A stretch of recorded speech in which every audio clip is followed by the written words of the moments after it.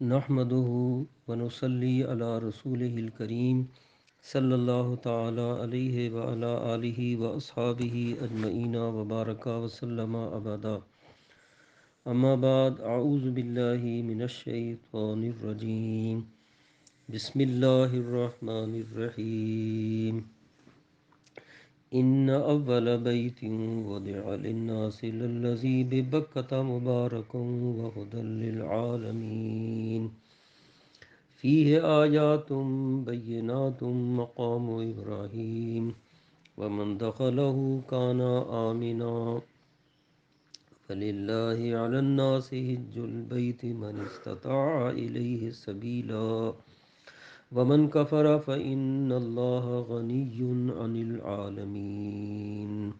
صدق اللہ تعالی وبلغنا رسولہ النبی الکریم صلی اللہ علیہ وآلہ وصحبہ اجمعین. آیت مقدسہ قرآن مجید فرقان حمید سے تلاوت کی. ترجمہ یہ ہے کہ بے شک پہلا گھر جو لوگوں کے لیے بنایا گیا وہ ہے جو مکے میں ہے، برکت والا اور ہدایت تمام جہان کے لیے. اس میں کھلی ہوئی نشانیاں ہیں مقام ابراہیم، اور جو شخص اس میں داخل ہوا با امن ہے. اور اللہ عز و جل کے لیے لوگوں پر بیت اللہ کا حج ہے. جو شخص با اعتبار راستے کی اس کی طاقت رکھے، اور جو کفر کرے تو اللہ عز و جل سارے جہان سے بے نیاز ہے. دوسری جگہ قرآن مجید میں ارشاد باری تعالی ہے وَأَتِمُّ الْحَجَّ وَالْعُمْرَةَ لِلَّهِ. حج و عمرے کو اللہ عز و جل کے لیے پورا کرو. آج کی اس نشست میں ہم چونکہ صرف عمرے سے متعلق گفتگو کر رہے ہیں تو زیادہ تر اسی سے حوالے سے کلام کیا جائے گا. یہ آیت مقدسہ اس لیے پڑھی کہ حج پہ جانے والے تو یقیناً اس کی برکتوں سے مستفید ہوتے ہی ہیں. عمرے پر جانے والے بھی حرمین شریفین اور مکہ معظمہ پہنچتے ہیں. وہاں کی برکتوں کا عالم یہ ہے جو آیت مقدسہ میں بیان کی گئیں.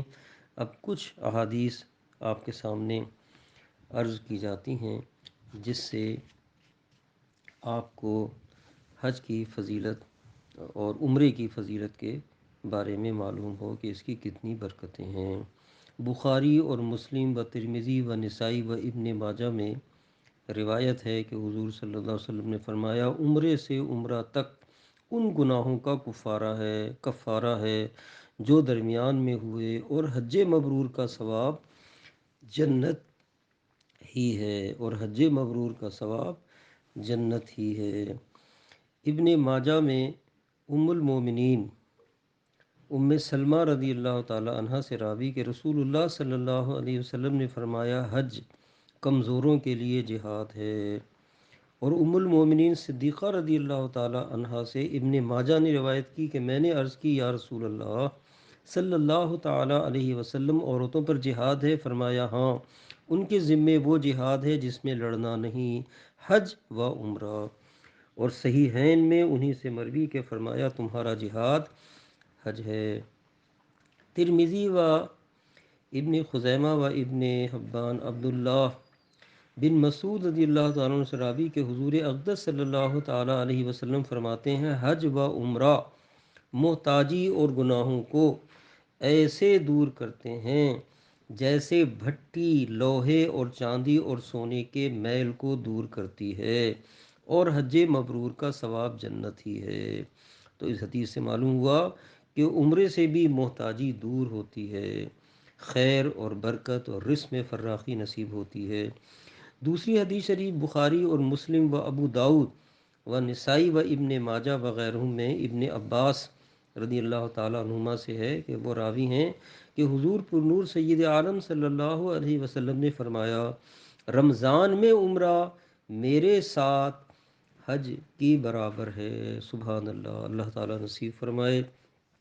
اور جو جا رہے ہیں اس موقع پر انہیں بہت بہت مبارک ہو. بیہقی میں ابو ہریرہ رضی اللہ تعالی عنہ سے راوی ہیں کہ میں نے ابو القاسم صلی اللہ تعالی علیہ وسلم کو فرماتے سنا جو خانہ کعبہ کے قصد سے آیا یعنی مکہ معظمہ گیا اور اونٹ پر سوار ہوا تو اونٹ جو قدم اٹھاتا اور رکھتا ہے اللہ تعالیٰ اس کے بدلے اس کے لیے نیکی لکھتا ہے اور خطا کو مٹاتا ہے اور درجہ بلند فرماتا ہے، یہاں تک کہ جب مکہ معظمہ کے پاس پہنچا اور طواف کیا اور صفا مروہ کے درمیان سعی کی، پھر سر مڈایا یا بال کتروائے تو گناہوں سے ایسا نکل گیا جیسے اس دن کے ماں کے پیٹ سے پیدا ہوا۔ اور اسی کے مثل حضرت عبداللہ ابن عمر رضی اللہ تعالی عنہما سے بھی مروی ہے۔ تو دیکھیے کہ اس حدیث میں عمرہ کرنے والوں کے لیے بھی کتنی فضیلت کا ذکر ہوا۔ ایک اور حدیث شریف میں آیا جو بازار نے حضرت جابر رضی اللہ تعالیٰ عنہ سے روایت کی کہ حضور پر نور سید عالم صلی اللہ علیہ وسلم نے فرمایا، حج و عمرہ کرنے والے اللہ عز و جل کے وفد ہیں۔ سبحان اللہ، اللہ عز و جل نے انہیں بلایا، یہ حاضر ہوئے، انہوں نے اللہ عز و جل سے سوال کیا، اس نے انہیں دیا۔ اسی کے مثل حضرت ابن عمر و ابو ہریرہ رضی اللہ تعالی عنہما سے بھی مروی ہے۔ اسی طرح سے حج عمرے پہ جانے والوں کے لیے جو فضیلتیں وارد ہوئی ہیں ان میں سے کچھ آپ کے سامنے عرض کر دی جائیں تاکہ حج کے موقع پر ان کا لحاظ اور خیال آپ حضرات رکھیں۔ ان میں سے ایک تو یہ ہے کہ کسی بھی مشکل اور پریشانی کے وقت اگر سفر کے دوران یا وہاں پہنچ کر آ جائے تو یہ کہیں فوراً، یا عباد اللہ اعینونی، یعنی اے اللہ عز و جل کے نیک بندو میری مدد کرو، غیب سے انشاءاللہ تعالی مدد ہوگی۔ کہ یہ حکم جو ہے حدیث شریف میں آیا ہے اور اس کی بڑی برکتیں ہیں۔ اور جب وہاں پہنچ جائے اور وہاں اس بستی پر نظر پڑے تو وہاں پر بھی دعا کرے کہ اے اللہ اس بستی میں میرے لیے خیر اور عافیت عطا فرما۔ اور جو دعائیں آئی ہیں بہار شریعت میں چھٹے حصے میں، وہاں سے دیکھ کر ان دعاؤں کو پڑھ سکے تو پڑھے۔ اور جس شہر میں بھی وہاں جائے، اگر وہاں صحیح العقیدہ سنی اور عالم مل جائیں تو ایسے علماء کی خدمت میں ادب سے حاضر ہو، مزارات کی زیارت کرے، فضول سیر و تماشے میں اپنے وقت کو ضائع ہرگز نہ کیا جائے۔ اسی طرح جب کہیں ایسی جگہ آ جائے کہ دشمنوں کا خوف ہو تو فوراً یہ پڑھ دے، اللہم انا نجعلک فی نحورہم ونعوذ بک من شرورہم۔ اور اگر کسی وقت کوئی غم پریشانی لاحق ہو جائے، جیسا کہ سفر کے دوران یا کسی مقام پر انسان کو تنہائی میں محسوس ہوتا ہے تو یہ پڑھ لے، لا الہ الا اللہ العظیم الحلیم، لا الہ الا اللہ رب العرش العظیم، لا الہ الا اللہ رب السماوات والارض ورب العرش الکریم۔ اور ایسے وقت میں لا حول ولا قوت الا باللہ کی بھی کثرت کرے اور حسبنا اللہ ونعم الوکیل کی بھی کثرت کرے۔ اس کے علاوہ اگر کبھی کوئی چیز گم جائے اور پریشان ہو تو فوراً یہ پڑھ لے، یا جامع الناس لیوم لا ریب فیہ ان اللہ لا یخلف المیعاد اجمع بینی و بین ضالتی۔ انشاءاللہ تعالی وہ چیز مل جائے گی۔ ہر بلندی پر چڑھے تو اللہ اکبر کہے، ڈھال میں اترے تو سبحان اللہ کہے، سوتے وقت ایک بار آیت الکرسی کا ہمیشہ ورد رکھے کہ چور اور شیطان سے امان رہے گی۔ نمازیں دونوں سرکاروں میں وقت شروع ہوتے ہی وہاں پر ہوتی ہیں، معاً شروع وقت پر فوراً اذان اور تھوڑی دیر بعد تکبیر و جماعت ہوتی ہے۔ تو یہاں سے جانے والے حنفی وقت کا خیال کرتے ہوئے اپنی نمازیں ادا کریں، چونکہ آج کل وہاں کے ائمہ کا بھی اعتبار نہیں ہے جو نماز پڑھاتے ہیں کہ وہ بد مذہب ہیں اور ان کے عقائد کا کوئی اعتبار نہیں، لہٰذا اپنے لوگوں میں احباب میں صحیح العقیدہ سنی امام کی اقتداء میں نماز جو ہے وہ ادا کی جائے۔ اسی طرح سے جب ہم ارادہ کریں گے جانے اور نکلنے کا تو احرام ہم نے باندھنا ہے۔ احرام باندھنے کے لیے جن چیزوں کا لحاظ اور خیال رکھنا ضروری ہے، جیسا کہ قرآن مجید میں بھی آیا ہے کہ حج کے چند مہینے معلوم ہیں، جس نے ان میں حج اپنے اوپر لازم کیا، احرام باندھا، یعنی تو نہ فحش ہے، نہ فسق، نہ جھگڑنا حج میں، اور جو کچھ بھلائی کرو اللہ عز و جل اسے جانتا ہے، اور توشہ لو، بے شک سب سے اچھا توشہ تقوی ہے، اور مجھی سے ڈرو اے عقل والو۔ یعنی ہر وقت تقوی اور نیکی اور خیر کا خیال کرنا چاہیے، لیکن جب آدمی اس سفر پہ روانہ ہو، احرام باندھے، تو بہت زیادہ لحاظ اور خیال رکھے جب وہ احرام وغیرہ باندھ لے اور وہاں کی نیت کر لے۔ ترمذی اور ابن ماجہ شریف کی حدیث شریف میں ہے، حضرت سہل بن سعد رضی اللہ تعالیٰ عنہ اس کے راوی ہیں، رسول اللہ صلی اللہ علیہ وسلم نے فرمایا کہ جو مسلمان لبیک کہتا ہے تو دانے اور بائیں جو پتھر یا درخت یا ڈھیلا ختم زمین تک ہے، سب لبیک کہتے ہیں۔ اللہ اکبر! کتنی فضیلت ہے کہ احرام باندھنے کے بعد 2 رکعت نفل پڑھ کر جب وہ نیت کرتا ہے اور لبیک کی تسبیح پڑھتا ہے۔ ابن واجہ و ابن خزیمہ اور دیگر محدثین نے اس حدیث شریف کو روایت کیا کہ رسول اللہ صلی اللہ علیہ وسلم نے فرمایا کہ جبریل نے آ کر مجھ سے یہ کہا کہ اپنے اصحاب کو حکم فرما دیجئے کہ لبیک میں اپنی آوازیں بلند کریں،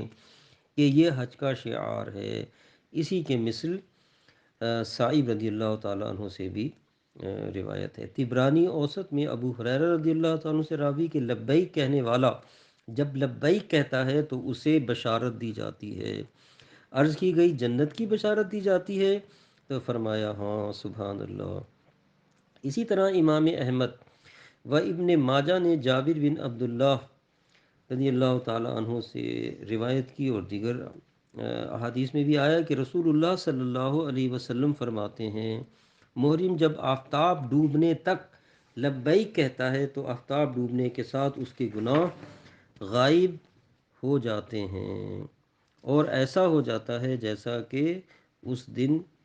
پیدا ہوا۔ تو جب احرام باندھا جائے، غسل کے بعد 2 چادریں جب باندھ لی جائیں، اور چونکہ یہاں سے ہمارے پاکستان سے جانے والے عام طور سے احرام غسل وغیرہ کر کے احرام گھر سے باندھ لیتے ہیں، تو ایئرپورٹ پہنچ کر جب بالکل سیٹ کنفرم ہو جائے، بورڈنگ وغیرہ سب ہو چکے، اس وقت 2 رکعت پڑھ کر کے تکبیر کہی جائے کہ لبیک اللہم لبیک، لبیک لا شریک لک لبیک، ان الحمد والنعمت لک والملک۔ یہ تسبیح جو ہے پڑھی جائے، اور نیت عمرے کی یہ کی جائے گی، اللہم انی ارید العمرۃ فیسرھا لی وتقبلھا منی، نویت العمرۃ واحرمت بھا مخلصا للہ تعالی۔ یعنی اے اللہ، میں عمرے کا ارادہ کرتا ہوں، اسے تو میرے لیے میسر کر اور اسے مجھ سے قبول کر، اور میں نے عمرے کی نیت کی، اور خاص اللہ عز و جل کے لیے میں نے احرام باندھا۔ تو یہ اس طرح سے نیت کر لی جائے، اور نیت کرتے ہی فوراً یہ تسبیح بھی وہ پڑھے گا کہ لبیک کی تسبیح فوراً پڑھے، لبیک اللہم لبیک، لبیک لا شریک لک لبیک، ان الحمد والنعمت لک والملک لا شریک لک۔ جہاں جہاں وقف کی علامتیں بنی ہیں وہاں وقف کرے، لبیک 3 بار کہے اور درود شریف پڑھے، پھر دعا مانگے۔ ایک دعا جو منقول ہے وہ یہ بھی ہے، اللہم انی اسألک رضاک والجنۃ واعوذ بک من غضبک والنار۔ اور بھی دعائیں احادیث مقدسہ میں آئی ہیں، جو موقع ملے تو ان دعاؤں کو بھی پڑھا جائے اور اختیار کیا جائے کہ اس کی بے شمار برکتیں ہیں جو کہ انشاءاللہ تعالی نصیب ہوتی رہیں گی۔ اب احرام باندھنے کے بعد وہ باتیں جو احرام میں حرام ہیں، ان سے وہ کون کون سی ہیں کہ جب احرام باندھ لیا تو ظاہر ہے کہ عورتوں سے صحبت قربت وغیرہ ان کے سامنے فحش وغیرہ دیگر ظاہر ہے کہ ایسے بھی منع ہیں، اور اس کے بعد بھی احرام کی حالت میں گناہ ہمیشہ حرام تھے، اور اب اور سخت کسی سے دنیاوی لڑائی جھگڑا، اپنا یا دوسرے کا ناخن کترنا، دوسرے سے اپنا کتروانا، اسی طرح سے سر سے پاؤں تک کہیں سے کوئی بال کسی طرح جدا کرنا، منہ یا سر کسی کپڑے وغیرہ سے چھپانا، اور موزے یا جرابیں وغیرہ جو وسط قدم کو چھپائے پہننا، اگر جوتیاں نہ ہوں تو موزے کاٹ کر پہنے کہ وہ تسمے کی جگہ نہ چھپے، سلا کپڑا پہننا، خوشبو بالوں یا بدن یا کپڑوں میں لگانا، زیتون یا تل کا تیل اگرچہ بے خوشبو ہو بالوں یا بدن میں لگانا، جو مارنا، کسی کو اس کے مارنے کا اشارہ کرنا، ایسی تمام باتیں جو ہیں جب احرام آپ نے باندھ دیا تو وہ حرام ہیں۔ اور جو احرام میں مکروہ ہیں چیزیں وہ ہیں بدن کا میل چھڑانا، کنگھی کرنا، اس طرح کھجانا کہ بال ٹوٹنے یا جوں کے گرنے کا اندیشہ ہو، انگرکھا کرتا چوغا پہننے کی طرح کندھوں پر ڈالنا، قصدن خوشبو سونگھنا اگرچہ خوشبودار پھل یا پتا ہو جیسے لیموں، نارنگی، پودینہ، عطردانہ وغیرہ، سر یا منہ پر پٹی باندھنا، ناک وغیرہ منہ کا کوئی حصہ کپڑے سے چھپانا،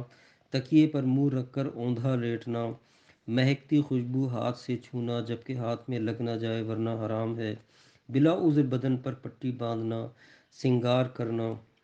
یوں ہی تہمت کے دونوں کناروں میں گرہ دینا، تہبند باندھ کر کمر بند یا رسی کسنا، تو یہ باتیں مکروہات میں ہیں۔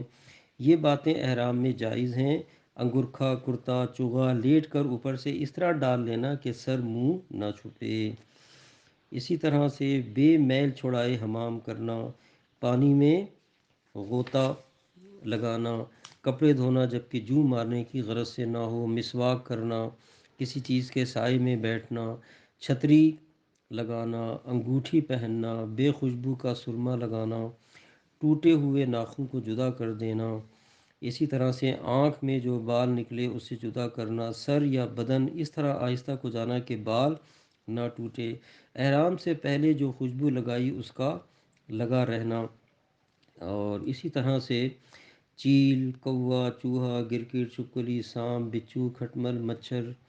پسو، مکھی وغیرہ خبیث موذی جانوروں کا مارنا اگرچہ وہ حرم میں ہوں۔ تو یہ وہ باتیں ہیں کہ جو باتیں احرام میں جائز ہیں کہ یہ کی جا سکتی ہیں، اور اسی طرح سے کچھ وہ امور جن کا ہم نے اب لحاظ اور خیال کرنا ہے احرام کی حالت میں، ان کو بھی پیش نظر رکھا جائے۔ جب مکہ معظمہ پر وہاں ہم پہنچیں اور وہاں نظر پڑے تو شہر مکہ معظمہ پر، تو وہاں تھوڑی دیر کے لیے ادب کے ساتھ ٹھہریں اور یہ دعا کریں، اللہم اجعل لی بہا قرارا وارزقنی بہا فیہا رزقا حلالا، درود شریف کی کثرت کرے، اور افضل یہ ہے کہ نہا کر داخل ہو، اور مدفونین جنت المعلی جو مکہ معظمہ میں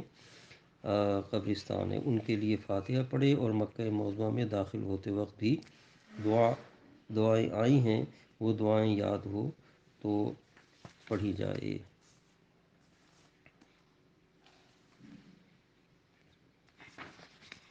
اسی طرح سے پھر آخر میں طواف اور سعی صفا اور مروہ کی جو ہے وہ کی جائے گی، اور قرآن مجید فرقان حمید میں اس کا ذکر آیا ہے، اور یاد کرو جب کہ ہم نے کعبے کو لوگوں کا مرجع اور امن کیا، اور مقام ابراہیم سے نماز پڑھنے کی جگہ بناؤ، اور ہم نے ابراہیم و اسماعیل کی طرف عہد کیا کہ میرے گھر کو طواف کرنے والوں اور اعتکاف کرنے والوں اور رکوع سجود کرنے والوں کے لیے پاک کرو۔ تو جب آپ وہاں پہنچ گئے تو صفا اور مروہ کی سعی سے پہلے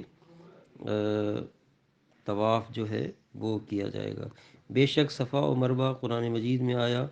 کہ اللہ عز و جل کی نشانیوں سے ہیں، جس نے کعبے کا حج یا عمرہ کیا اس پر اس میں گناہ نہیں کہ ان دونوں کا طواف کرے، اور جس نے زیادہ خیر کیا تو اللہ عز و جل بدلہ دینے والا علم والا ہے۔ صحیح بخاری اور صحیح مسلم شریف میں ام المومنین صدیقہ رضی اللہ تعالی عنہ سے مروی ہے، وہ فرماتی ہیں کہ جب نبی صلی اللہ تعالی علیہ وآلہ وسلم حج کے لیے مکے میں تشریف لائے، سب کاموں سے پہلے وضو کر کے بیت اللہ کا طواف کیا۔ اور صحیح مسلم شریف کی دوسری حدیث میں ابن عمر رضی اللہ تعالیٰ عنہ سے مروی ہے کہ رسول اللہ صلی اللہ علیہ وسلم حجر اسود تک 3 پھیروں میں رمل کیا آپ نے، اور 4 پھیرے چل کر کیے، اور ایک روایت میں ہے پھر صفا و مروہ کے درمیان سعی فرمائی۔ تو یہاں سے پتہ چل گیا کہ عمرہ کرنے والا جب مکہ معظمہ حرم شریف میں داخل ہو تو پہلے وہ طواف کرے گا 7 پھیرے، اور شروع کے پھیروں میں 3 میں رمل اور 4 عام طریقے سے، اور اس کے بعد وہ سعی کے لیے سامنے صفا مروہ کی طرف جائے گا۔ صحیح مسلم میں جابر رضی اللہ تعالیٰ عنہ سے ہے کہ رسول اللہ صلی اللہ علیہ وسلم جب مکے میں تشریف لائے تو حجر اسود کے پاس آ کر اسے بوسہ دیا، پھر دانے ہاتھ کو چلے اور 3 پھیروں میں آپ نے رمل کیا۔ ایک اور حدیث شریف ازبہانی عبداللہ بن عمرو بن عاص رضی اللہ تعالیٰ سے راوی ہے، کہتے ہیں جس نے کامل وضو کیا پھر حجر اسود کے پاس بوسہ دینے کو آیا وہ رحمت میں داخل ہوا۔ پھر جب بوسہ دیا اور یہ پڑھا بسم اللہ واللہ اکبر اشہد ان لا الہ الا اللہ وحدہ لا شریک لہ واشہد ان محمدا عبدہ ورسولہ، اسے رحمت نے ڈھانک لیا۔ پھر جب بیت اللہ کا طواف کیا تو ہر قدم کے بدلے 70,000 نیکیاں لکھی جائیں گی اور 70,000 گناہ مٹا دیے جائیں گے، اور 70,000 درجے بلند کیے جائیں گے، اور اپنے گھر والوں میں 70 کی شفاعت کرے گا۔ پھر جب مقام ابراہیم پر آیا اور وہاں 2 رکعت نماز ایمان کی وجہ سے اور طلب ثواب کے لیے پڑھی تو اس کے لیے اولاد اسماعیل میں سے 4 غلام آزاد کرنے کا ثواب لکھا جائے گا، اور گناہوں سے ایسا نکل جائے گا جیسے آج اپنی ماں سے پیدا ہوا۔ دیکھیے اس حدیث شریف میں تقریباً حرم شریف میں احرام باندھ کر جو لوگ پہنچے انہوں نے طواف کیا، پھر مقام ابراہیم میں 2 رکعت نفل پڑھے، اور پھر آب زمزم شریف پینے کے بعد جیسا کہ طریقہ ہے پھر وہ صفا اور مروہ کی طرف سعی کو گئے، تو اس کی کس قدر برکتیں ہیں جو اس حدیث شریف میں بیان کی گئیں۔ اسی طرح سے ابن ماجہ ابو ہریرہ رضی اللہ تعالیٰ سے راوی ہیں کہ نبی صلی اللہ علیہ وسلم نے فرمایا رکن یمانی پر 70 فرشتے موکل ہیں جو یہ دعا پڑھے، یعنی وہاں پہنچ کر اللہم انی اسألک العفو والعافیۃ فی الدین والآخرہ، اللہم انی اسألک العفو والعافیۃ فی الدنیا والآخرہ، ربنا آتنا فی الدنیا حسنۃ وفی الآخرۃ حسنۃ وقنا عذاب النار۔ وہ فرشتے آمین کہتے ہیں، اور جو 7 پھیرے طواف کرے اور یہ پڑھتا رہے سبحان اللہ والحمد للہ ولا الہ الا اللہ واللہ اکبر ولا حول ولا قوۃ الا باللہ، اس کے 10 گناہ مٹا دیے جائیں گے اور 10 نیکیاں لکھی جائیں گی اور درجے بلند کیے جائیں گے۔ اور جس نے طواف میں یہی کلام پڑھے ہو وہ رحمت میں اپنے پاؤں سے چل رہا ہے جیسے کوئی پانی میں پاؤں سے چلتا ہے۔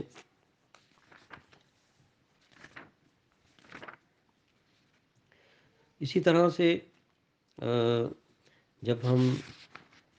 طواف کریں گے تو طواف کا طریقہ یہ ہے کہ حجر اسود کے قریب پہنچے تو یہ دعا پڑھے لا الہ الا اللہ وحدہ صدق وعدہ ونصر عبدہ وہزم الاحزاب وحدہ لا الہ الا اللہ وحدہ لا شریک لہ لہ الملک ولہ الحمد وہو علی کل شیء قدیر۔ شروع طواف سے پہلے مرد استباء کر لے، یعنی چادر کو داہنی بغل کے نیچے سے نکالے کہ دانا مونڈا کھلا رہے اور دونوں کنارے بائیں مونڈے پر ڈال دے، یہ استوا کرنا ہے شروع کے 3 پھیروں۔ اب کعبے کی طرف منہ کر کے حجر اسود کی داہنی طرف رکن یمانی کی جانب سنگ اسود کے قریب یوں کھڑا ہو، تمام پتھر اپنے دانے ہاتھ کو رہے، پھر طواف کی نیت کرے، اللہم انی ارید طواف بیتک المحرم فیسرہ لی وتقبلہ منی۔ اس نیت کے بعد کعبے کو منہ کیے اپنی دانی جانب چلو جب سنگ اسود کے مقابل ہو، اور یہ بات ادنا حرکت میں آپ کو حاصل ہو جائے گی۔ کانوں تک ہاتھ اس طرح اٹھاؤ کہ ہتھیلیاں حجر اسود کی طرف رہیں، اور کہو بسم اللہ والحمد للہ واللہ اکبر والصلاة والسلام علی رسول اللہ۔ اور نیت کے وقت ہاتھ نہ اٹھاؤ جیسے بعض طواف کرنے والے یہ بدعت کرتے ہیں۔ اسی طرح سے میسر ہو سکے تو حجر اسود پر دونوں ہتھیلیاں اور ان کے بیچ میں منہ رکھ کر یوں بوسہ دو کہ آواز نہ پیدا ہو۔ 3 بار ایسا ہی کرو، یہ نصیب ہو تو کمال سعادت ہے، کیونکہ یقیناً ہمارے آقا و مولا حضور صلی اللہ علیہ وسلم نے اسے بوسہ دیا اور روح اقدس اس پر رکھا۔ زہ خوش نصیبی کہ تمہارا منہ وہاں تک پہنچے اور ہجوم کے سبب نہ ہو سکے تو نہ اوروں کو ایذا دو، نہ آپ دبو کچلو، بلکہ اس کے عوض ہاتھ سے چھو کر اسے چوم لو، اور ہاتھ نہ پہنچے تو لکڑی سے چھو کر اسے چوم لو، اور یہ بھی نہ ہو سکے تو ہاتھوں سے اس کی طرف اشارہ کر کے انہیں بوسہ دے لو۔ محمد الرسول اللہ صلی اللہ علیہ وسلم کے منہ رکھنے کی جگہ پر نگاہیں پڑ رہی ہیں، یہی کیا کم ہے؟ اور حجر کو بوسہ دینے یا ہاتھ یا لکڑی سے چھو کر چوم لینے یا اشارہ کر کے ہاتھوں کو بوسہ دینے کو استلام کہتے ہیں۔ اسلام کے وقت یہ دعا پڑھے: اللہم اغفر لی ذنوبی وطہر لی قلبی واشرح لی صدری ویسر لی امری وعافنی فی من عافیت۔ حدیث میں روز قیامت یہ پتھر اٹھایا جائے گا، اس کی آنکھیں ہوں گی جن سے دیکھے گا، زبان ہوگی جس سے کلام کرے گا، جس نے حق کے ساتھ اس کا بوسہ دیا اور استلام کیا اس کے لیے گواہی دے گا۔ سبحان اللہ، اللہ تعالیٰ و تبارک نصیب فرمائے۔ اور جب رکن یمانی کے پاس آؤ تو اسے دونوں ہاتھ یا دانے سے تبرکن چھوؤ، نہ صرف بائیں سے، اور چاہو تو اسے بوسہ بھی دو، اور نہ ہو سکے تو یہ لکڑی سے چونا یا اشارہ کر کے ہاتھ سے چومنا نہیں۔ اور یہ دعا پڑھو: اللہم انی اسألک العفو والعافیت فی الدین والدنیا والآخرہ۔ اور رکن شامی یا عراقی کو چھونا یا بوسہ دینا کچھ نہیں۔ جب اس سے آگے بڑھو تو یہ مستجاب ہے، یعنی دعا کی قبولیت کی جگہ ہے، جہاں 70,000 فرشتے دعا پر آمین کہتے ہیں۔ تو یہاں پر یہ دعا پڑھی جائے: ربنا آتنا فی الدنیا حسنہ وفی الآخرۃ حسنہ وقنا عذاب النار۔ اسی طرح اپنے اور سب احباب مسلمین اور مجھ حقیر ذلیل کی نیت سے بھی دعا کرو، اور درود شریف کی کثرت رکھو کہ یہ کافی و وافی ہے۔ دعائیں یاد نہ ہوں تو وہ اختیار کرے کہ محمد رسول اللہ صلی اللہ علیہ وسلم کے سچے وعدے سے تمام دعاؤں سے بہتر و افضل ہے، یعنی یہاں اور تمام مواقع پر اپنے لیے دعا کے بدلے حضور اقدس صلی اللہ علیہ وآلہ وسلم پر درود بھیجے۔ رسول اللہ صلی اللہ علیہ وسلم نے فرمایا: ایسا کرے گا تو اللہ عز و جل تیرے سب کام بنا دے گا اور تیرے گناہ معاف فرما دے گا۔ اسی طرح سے طواف میں دعا یا درود شریف پڑھنے کے لیے رکو نہیں بلکہ چلتے میں پڑھو۔ دعا و درود چلا چلا کر نہ پڑھیں جیسے عام طواف کرنے والے پڑھا کرتے ہیں، بلکہ آہستہ پڑھو، اس قدر کہ اپنے کان تک آواز آئے۔ اسی طرح طواف کے مسائل میں یہ بھی ہے کہ طواف میں نیت جو ہے یہ ضروری ہے، فرض ہے۔ بغیر نیت طواف نہیں، مگر یہ شرط نہیں کہ کسی معین طواف کی نیت کر کے کرے، بلکہ ہر طواف مطلق نیت طواف سے ادا ہو جاتا ہے، بلکہ جس طواف کو کسی وقت میں معین کر دیا گیا ہے، اگر اس وقت کسی دوسرے طواف کی نیت سے کیا تو یہ دوسرا نہ ہوگا بلکہ وہ ہوگا جو معین ہے۔ مثلا عمرے کا احرام باندھ کر باہر سے آیا اور طواف کیا تو یہ عمرے کا طواف ہے، جیسا کہ آپ اس وقت عمرے کی نیت سے گئے ہیں اور وہاں پر پہنچ کر طواف جو ہے کر رہے ہیں۔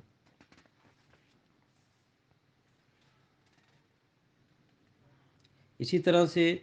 نماز طواف اب آپ کو ادا کرنا ہے۔ جب 7 پھیرے پورے ہو گئے، طواف کے بعد مقام ابراہیم میں آ کر آئے کریمہ وَاتَّخِذُوا مِن مقام ابراہیم مصلی پڑھ کر 2 رکعت طواف پڑھے، اور یہ نماز واجب ہے۔ پہلی میں قل یا ایھا الکافرون اور دوسری میں قل هو اللہ پڑھے، بشرطے کہ وقت کراہت، مثلا طلوع صبح سے بلندی آفتاب تک، یا دوپہر یا نماز عصر کے بعد غروب تک نہ ہو، ورنہ وقت کراہت نکل جانے پر پڑھے۔ حدیث شریف میں ہے جو مقام ابراہیم کے پیچھے 2 رکعتیں پڑھے اس کے اگلے پچھلے گناہ بخش دیے جائیں گے، اور قیامت کے دن امن والوں میں مشہور ہوگا۔ سبحان اللہ۔ یہ رکعتیں پڑھ کر پھر دعا مانگے۔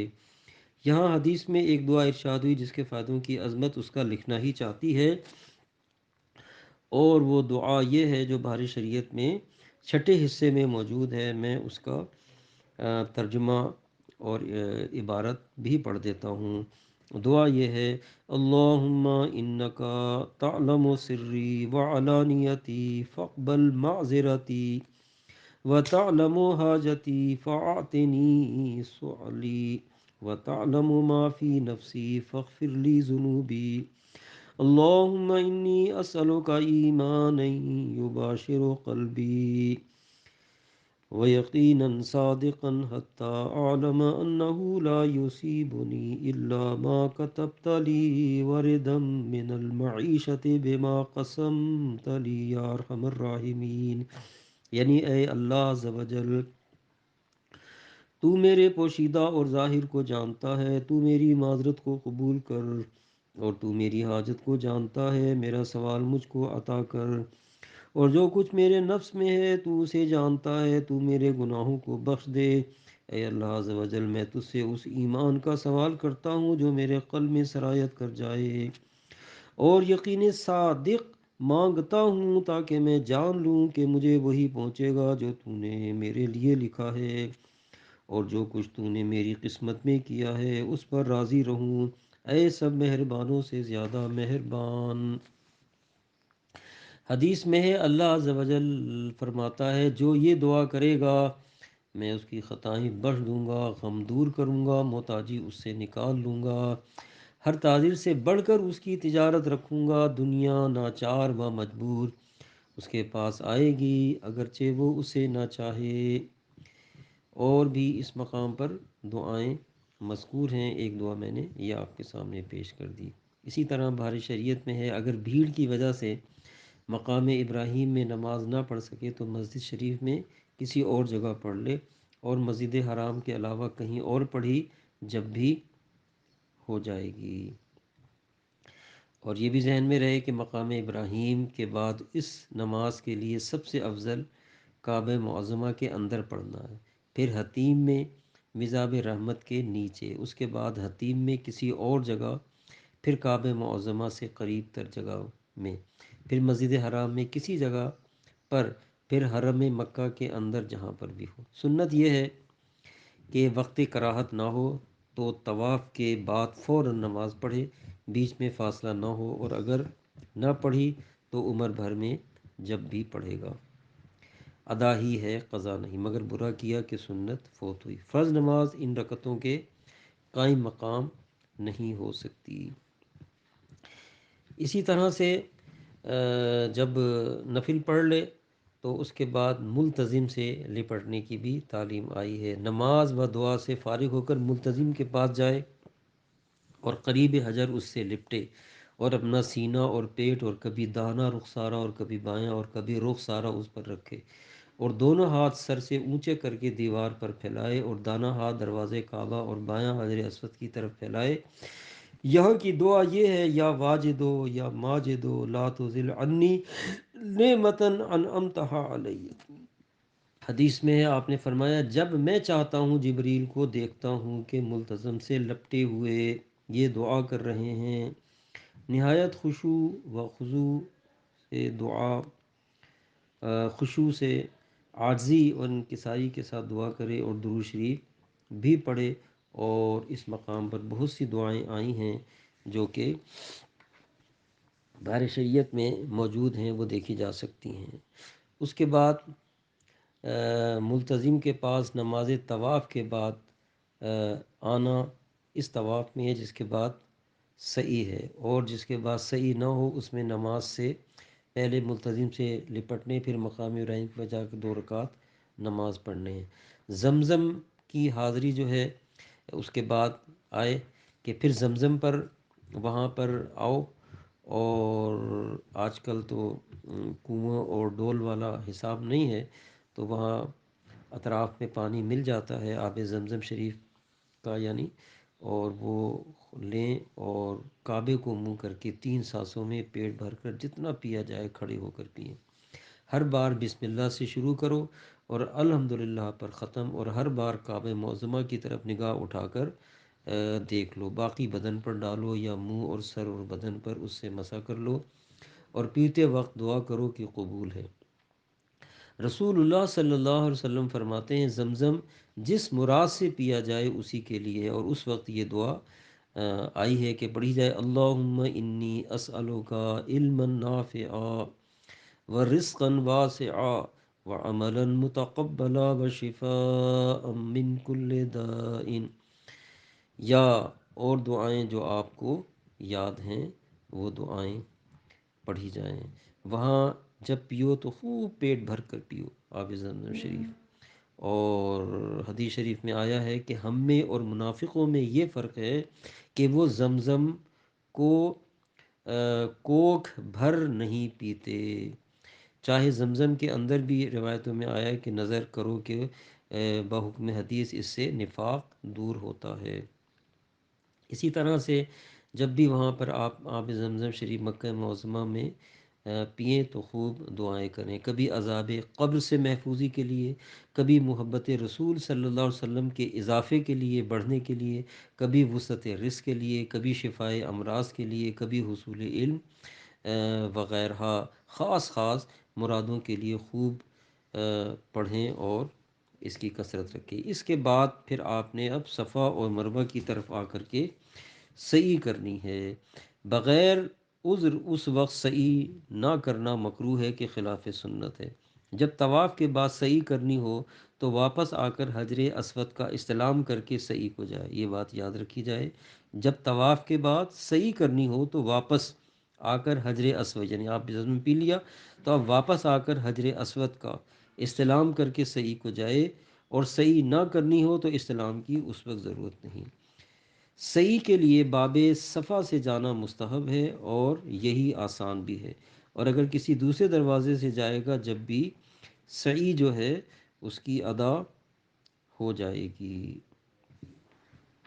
جیسا کہ قرآن مجید میں اس کا ذکر بھی آیا ہے کہ ان الصفا والمروۃ من شعائر اللہ فمن حج البیت او اعتمر فلا جناح علیہ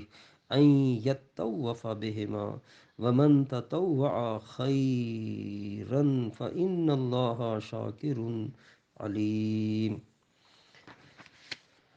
اسی طرح سے جب آپ صفا و مروہ کی طرف آ جائیں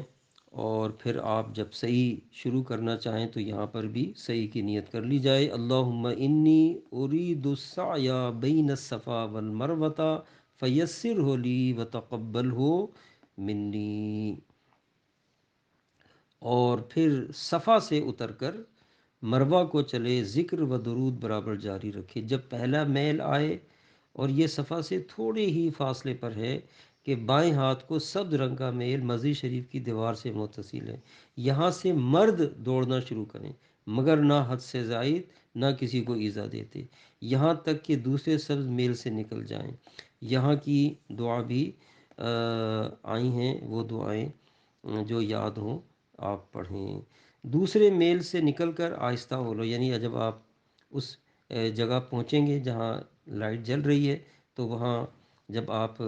صحیح شروع کریں گے تو خود آپ کو اندازہ ہو جائے گا۔ تو دوسرے میل سے نکل کر جب آپ آہستہ ہو لیں گے اور یہ دعا بار بار وہاں پڑھیں، لا الہ الا اللہ وحدہ لا شریک لہ لہ الملک و لہ الحمد یحیی و یمیت وہو حی لا یموت بیدہ الخیر وہو علی کل شیء قدیر۔ مروہ تک، یعنی صفا سے چلے تو مروہ تک اوپر جا کر، یہاں پر جب آپ پہنچیں تو یہاں پہلی سیڑھی پر چڑھنے، یعنی اس پہاڑی پر اونچی جو جگہ ہے اوپر چڑھنے پہ، اس کے قریب زمین پر کھڑے ہونے سے مروہ پر چڑھنا ہو گیا، لہٰذا بالکل دیوار سے متصل نہ ہو جائے کہ یہ جاہلوں کا طریقہ ہے۔ یہاں بھی اگرچہ عمارتیں بن جانے سے کعبہ نظر نہیں آتا، مگر کعبے کی طرف منہ کر کے جیسا صفا پر کیا تھا تسبیح و تکبیر و حمد و ثنا و درود و دعا یہاں بھی کرو، یا اب یہ آپ کا ایک پھیرا مکمل ہو گیا۔ پھر یہاں سے صفا کو ذکر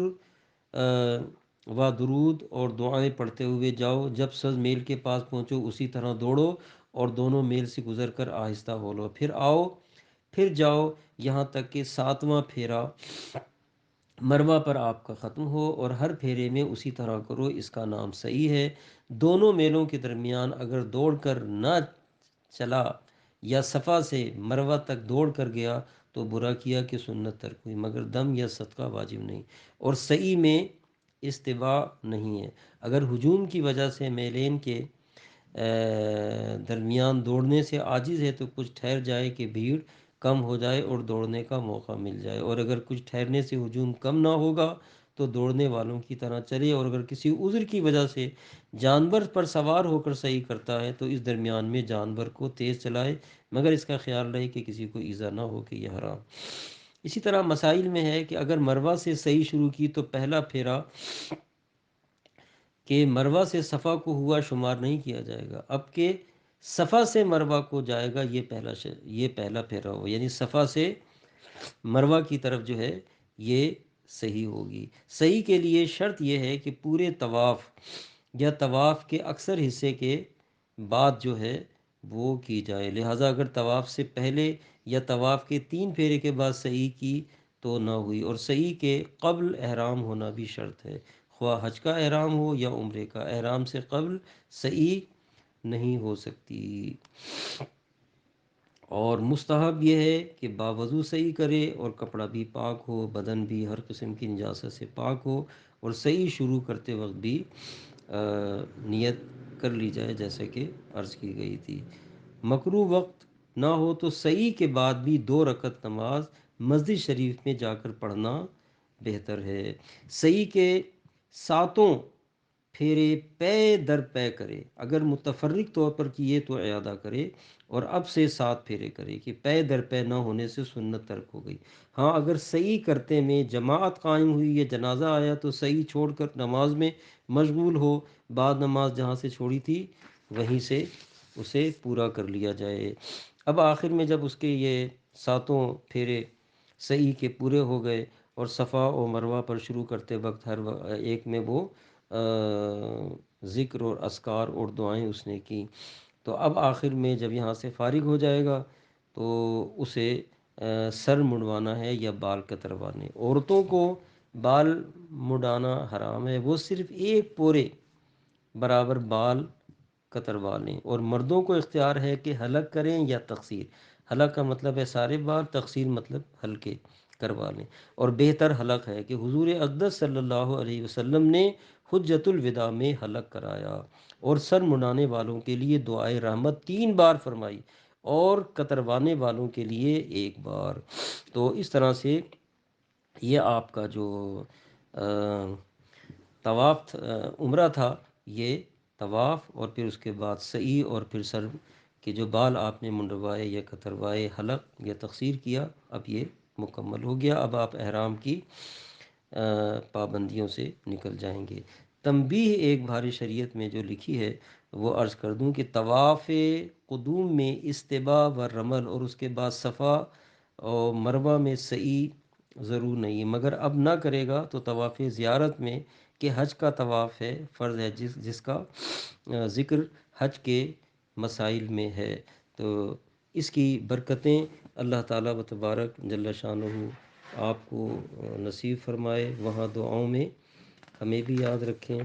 ہماری دعائیں آپ کے ساتھ ہیں، اللہ تعالیٰ آپ کے لیے وہاں حاضری آسان فرمائے، عمرہ آسان فرمائے، سہل فرمائے، اور وہاں کی خوب برکتیں عطا فرمائے۔ اس کے دیگر مسائل بہت سے ہیں، بہت سے آداب ہیں، دعائیں ہیں جو آپ بار شریعت کے 6 حصے میں دیکھ سکتے ہیں، طواف، سعی، صفا، مروہ اور عمرے کے بیان میں یہ سب چیزیں آپ کو مل جائیں گی. کچھ تھوڑی بہت جو ہم سے ہو سکیں میں نے آپ کے سامنے عرض کر دی ہیں. اللہ تعالیٰ قبول فرمائے. آمین. وآخر دعوانا ان الحمد للہ رب العالمین.